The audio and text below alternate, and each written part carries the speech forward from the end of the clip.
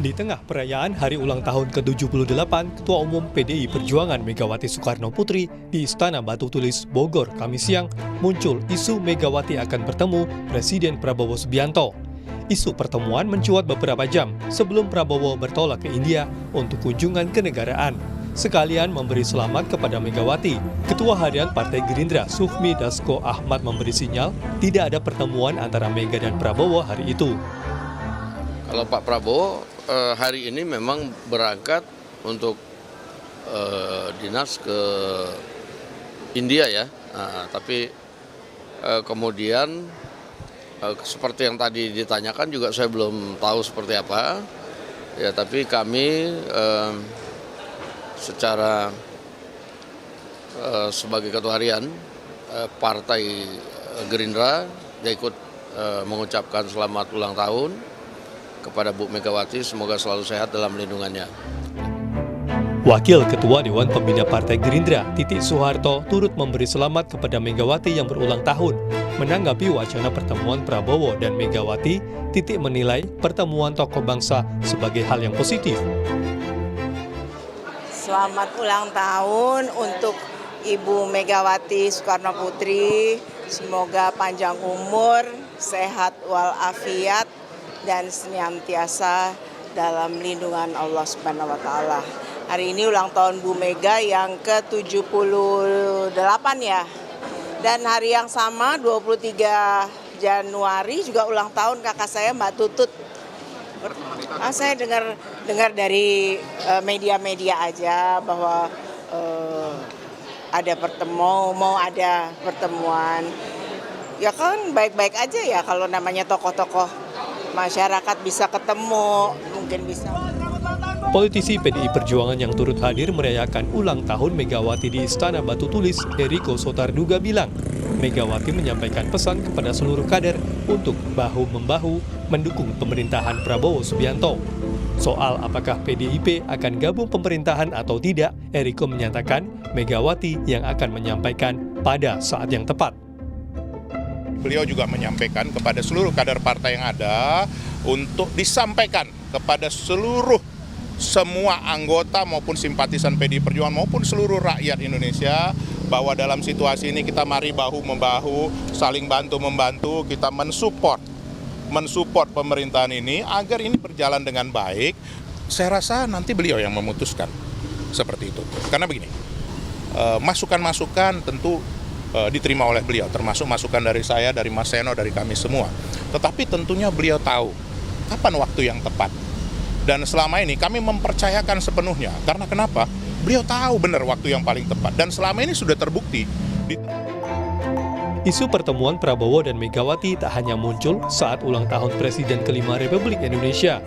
Sejak Pilpres, pertemuan keduanya belum terwujud meski ada beberapa kali sinyal komunikasi yang kuat di antara elit PDIP dan Partai Gerindra. Tim Liputan Kompas TV. Sekali lagi isu pertemuan Presiden Prabowo dan Ketua Umum PDI Perjuangan Megawati Soekarno Putri mengemuka. Kemarin saat Megawati berulang tahun mencuat isu keduanya bertemu sebelum Prabowo bertolak ke India. Namun lagi-lagi wacana tinggal wacana.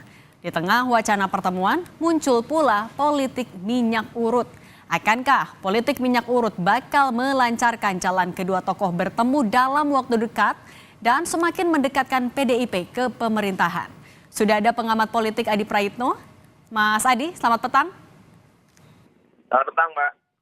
Mas Adi, kalau kita lihat barang-barang yang saling dikasih antar satu sama lain kan personal sekali ya. Mulai dari bunga anggrek, bunga kesukaan Bu Mega. Kemudian ada juga minyak urut atau juga kata Bu Puan, ya biasalah ngasih vitamin kayak gitu. Kalau kita membaca gestur antara keduanya soal saling memberi barang yang personal sekali kesannya, seperti apa Mas? Ya, saya kira memang secara politik ini ingin memberikan kesan bahwa Megawati dengan Prabowo Subianto itu memiliki hubungan politik yang cukup baik secara personal dan bahkan bisa melampaui hubungan-hubungan yang terkait dengan politik.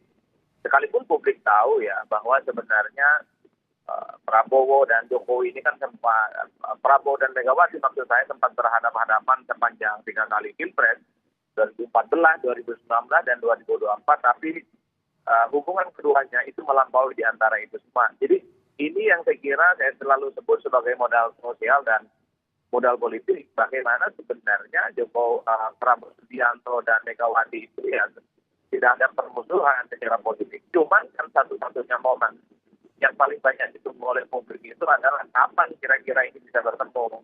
Karena ketika secara politik chemistry-nya sudah terbangun, secara personal juga sangat-sangat, ya tentu momen satu-satunya yang bisa membuktikan bahwa keduanya baik-baik saja, ya memang harus segera bertemu. Saya kira di situ Mbak konteksnya. Nah Mas Adi, kalau itu bisa jadi modal politik, modal sosial, mencermatinya juga pemberian dari Presiden Prabowo Subianto sebagai Ketua Umum Gerindra kepada Megawati Soekarno Putri, Ketua Umum PDIP, hanyakah sebatas menjaga keakraban itu atau bisa kita lihat lebih jauh lagi? Tentu kalau saya membaca mazhabnya Prabowo Subianto, ini tentu tidak hanya soal bagaimana menjaga keakraban, tapi memang sejak awal Prabowo itu punya intensi untuk merangkul semua pihak dan semua kalangan, termasuk partai politik yang kalah pilpres, untuk menjadi bagian dari koalisinya Prabowo. Itu terbukti misalnya ketika PKS, PKB, dan juga Nasdem dirangkul menjadi bagian dari politik desa. Artinya apa? Secara gestur politik memang tidak bisa dibantah bahwa sebenarnya Prabowo sekalipun itu juga ingin menjadikan PDIP sebagai bagian koalisi mereka. Cuman per ini ada jarak psikologi politik yang sepertinya memang membuat kenapa PDIP itu masih belum memutuskan untuk bergabung dengan Prabowo Subianto. Apa jarak politiknya? Sepertinya ya kawan-kawan PDIP itu masih belum ya, terkait dengan kekalahan Pilpres di 2024 yang menurut mereka penuh dengan kedoliman, penuh dengan ketidakadilan, sehingga mereka itu dikalahkan dalam Pilpres. Ini yang saya kira memang agak rumit untuk menjelaskan kepada publik ya, khususnya. Satu sisi Prabowo dan Megawati itu tidak ada persoalan apapun, hubungan keduanya cukup mesra, tapi pertemuan politik satu sama yang lainnya ini agak sulit untuk diwujudkan. Bahkan per hari ini kalau kita mendengarkan narasi-narasi politik PDIP, itu kan memang agak sedikit paradoks ya. Satu sisi berada di luar kekuasaan, tapi sisi yang lainnya PDIP itu meminta kepada kader PDIP, kepada elit-elit PDIP untuk mendukung penuh bagaimana visi misi dan semua program yang ingin diwujudkan oleh Prabowo Subianto. Jadi di situ konteksnya Mbak. Nah, artinya kalau misalnya ya seakrab tadi hubungannya baik sekali, bahkan PDIP juga memberikan arahan untuk membantu pemerintah, membantu Presiden Prabowo Subianto. Yang jadi ganjalan hanya psikologi tadi atau ada faktor-faktor lain sebenarnya yang masih menjadi pertimbangan Bu Mega? Ya kalau saya sih membaca ini tentu untuk membuktikan bahwa sebenarnya pada level konstituen PDIP per hari ini masih belum banyak juga yang sebenarnya ingin bergabung dengan Prabowo Subianto. Kita tahu bahwa sebenarnya PDIP ini adalah DNA-nya adalah DNA oposisi. Dan itu terbukti misalnya ketika kalah Pilpres dari Mas Adi? Oke, kami sambil terus perbaiki hubungan sambungan telepon dengan pengamat politik Adi Prayitno. Mas Adi, suara studio sudah terdengar lagi? Mas Adi, audio Zoom-nya boleh dibuka? Dan itu yang sebenarnya terjadi. Mas Adi? Halo, Mas Adi, suaranya putus-putus?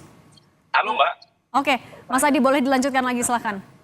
Kalau saya melihat kecenderungannya, PDIP itu sebenarnya DNA politiknya adalah oposisi. Jadi kekalahan di Pilpres itu sepertinya lebih siap bagaimana PDIP itu jadi oposisi dan berada di luar kekuasaan.